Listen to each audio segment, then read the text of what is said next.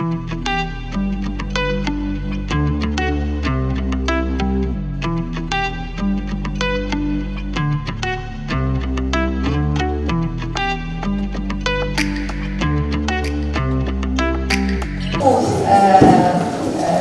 avec eux et animer avec eux donc, leur 7e édition de la journée des Carabins. Et donc, sans trop tarder, je vais donc, appeler Madame Chemila Khafi pour vous présenter comment je vais l'appeler, c'est pas une conférence, c'est plutôt une pièce de théâtre sur l'art-thérapie.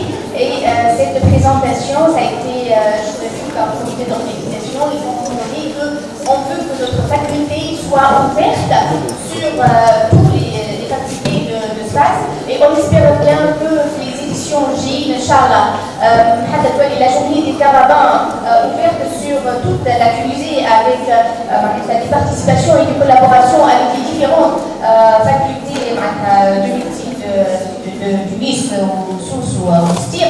Donc, c'est notre projet. Donc, petit à petit, on commence donc, une activité plus large. Et donc, dans ce cadre-là, on a invité Madame Chemila Khafi, qui est donc doctorante à l'école de Beaux-Arts, pour nous parler d'un sujet qui est très beau, très bien, qui est l'art-thérapie. Je vous laisse découvrir avec Jamila. À vous la parole.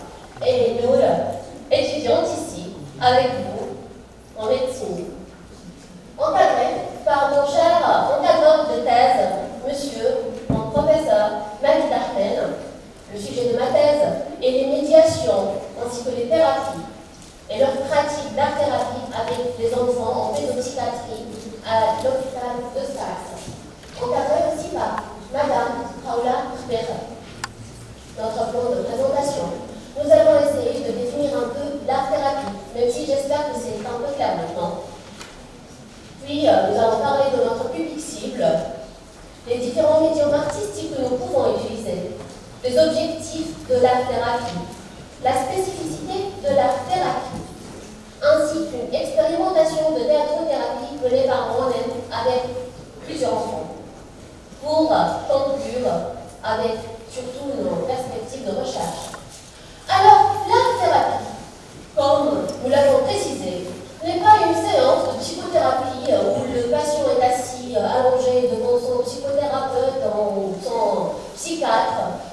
entendre ses affects. En fait, en art-thérapie, c'est l'expression artistique qui va remplacer la parole. Ainsi, le patient est incité à s'exprimer à travers l'art. Il est incité, grâce à l'art, de se reconnecter avec lui-même, avec ses profondeurs, pour pouvoir connaître ses propres affects et pouvoir ensuite les exprimer, pour les accepter et bien sûr les surmonter par suite. Comme le précise la brèche, l'art-thérapie est une démarche d'accompagnement d'une personne, ou même d'un groupe d'ailleurs, centrée sur l'expression de soi, de ses pensées, des émotions et des conflits dans un processus de création artistique. Et je précise ici que c'est le processus de création artistique qui compte pour nous. Ce n'est pas une œuvre d'art et nous n'allons pas parler de l'esthétique et de la beauté. Pour nous, ce qui compte, c'est le sentiment qu'aura notre passion et c'est la relation qu'on va créer avec lui grâce à l'art. Notre public cible, les personnes souffrant de troubles émotionnels, de pathologies psychologiques, et les personnes souffrantes de troubles physiques ou d'handicap, nos enfants, notre future génération, et on n'oublie pas les personnes âgées, même si on n'a pas ici.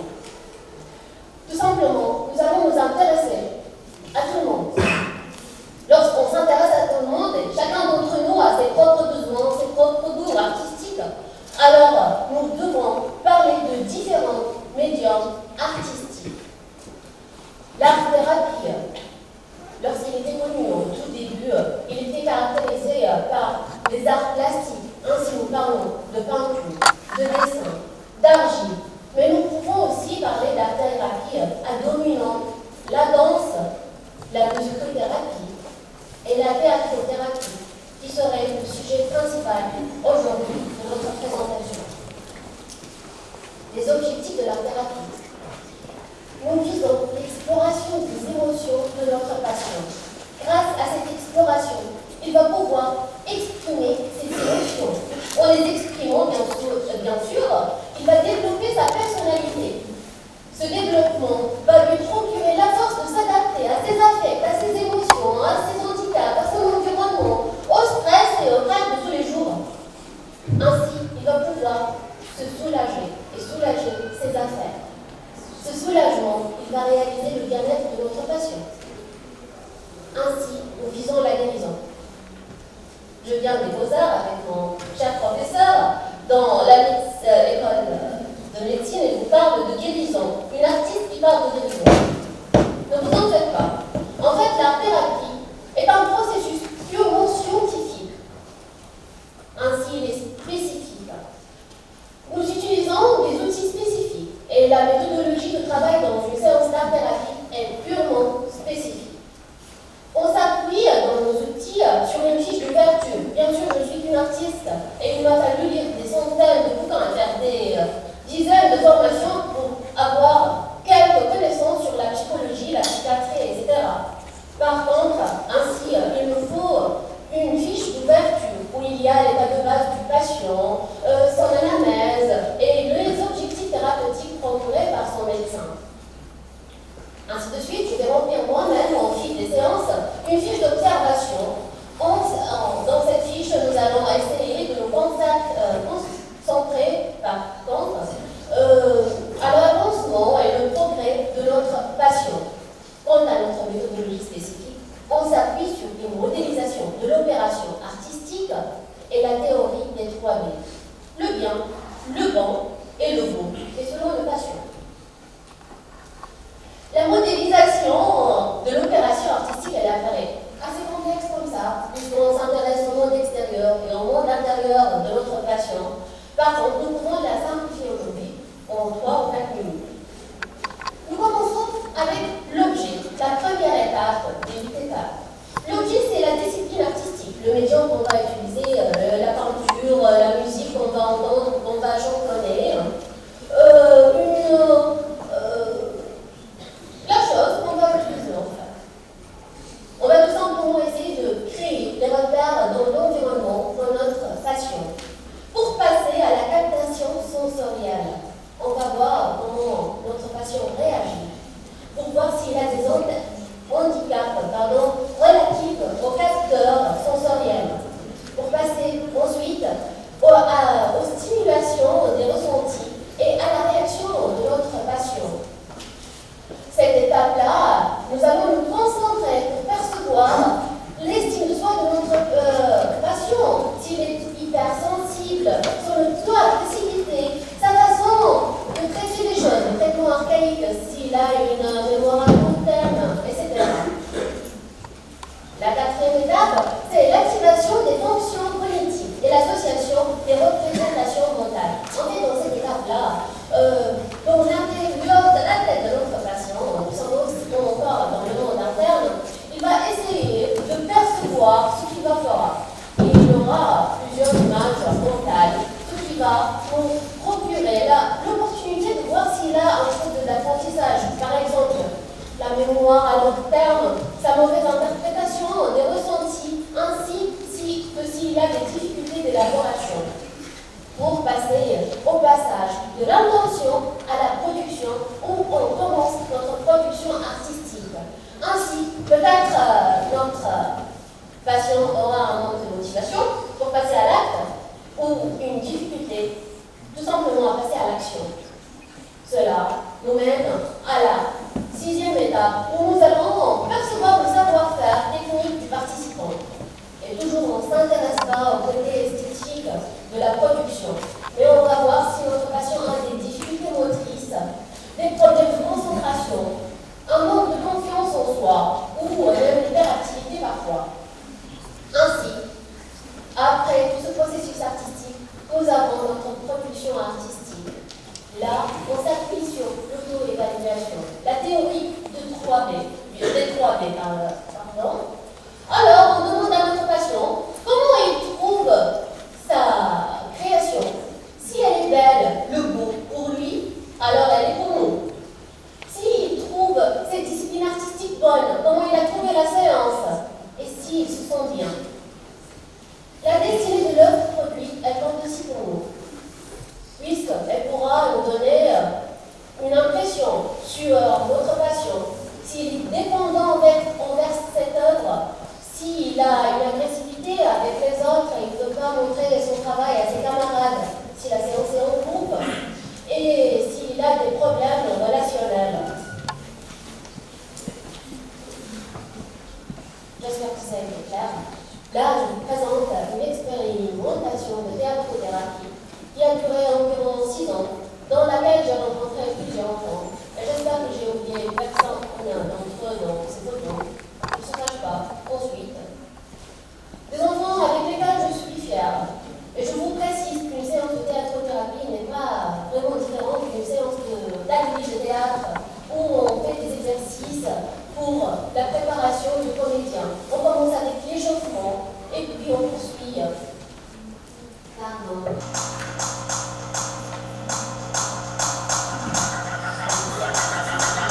Alors, on commence notre exercice, notre séance avec l'échauffement. Pour les sportifs ici présents, on a besoin de nous échauffer nos enfants. On commence pour nous et on tire jusqu'en bas. On vit dans tous les sens. Quand ces personnes nous regardent, ça ne nous permet non seulement de notre corps, mais de nous évader de la vie de tous les jours. N'importe quelle image, quand ces personnes nous regardent, ça nous donne une impression de liberté. La liberté, on peut parfois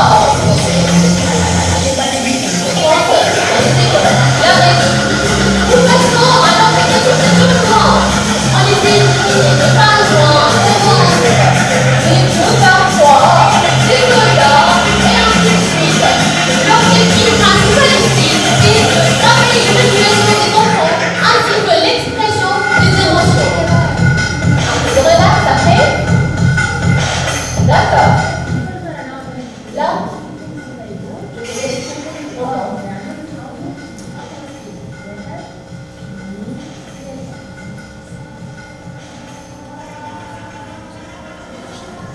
Ce A ne pas se passer pour réchauffer les cordes vocales des enfants, mais pour pousser le type de rappel. Là, c'est une façon. Il exprime la vitesse joie, ainsi que le chagrin malheureusement qui c'est tout ça. On passe à la symbolisation et symbolise tout ce dont ce garçon a peur, tout ce qui défend, tout ce qui aime, mais il va essayer de prouver avec une façon révolutionnaire comment il va fonctionner pour s'évader de ses ennuis. Sans nous expliquer, la pièce finale n'est jamais notre objectif. Par contre, elle porte une histoire qui se fait ensemble. Et une telle joie avec les autres positions.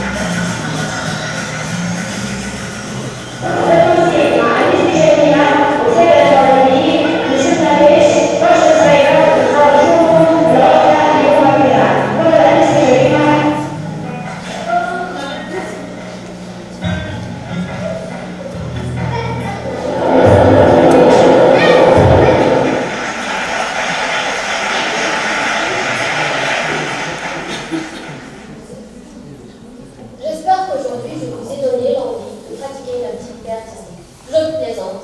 Par contre, 6 mois, il m'a fallu lire des bouquins et faire des formations pour pouvoir m'intéresser seulement à une catégorie d'âge de 6 à 12 ans. Vous, nos chers médecins, notre chère future génération sur laquelle tout dépend, vous avez l'opportunité de maîtriser au moins une technique artistique.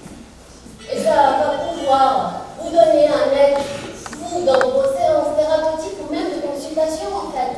L'art a toujours été là pour l'humanité. Et lui et la science ont toujours été liés. Peut-être qu'on l'a oublié. Et aujourd'hui, c'est une chose pour nous tous de nous éclaircir un peu sur le monde, notre entourage, comme je l'ai fait moi-même avec vous.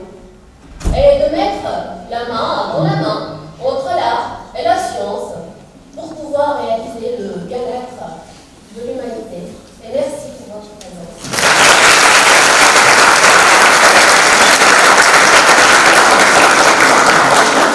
Dans la faculté de médecine, pour nos invités d'une autre faculté, Madame Jamila pour l'art-thérapie.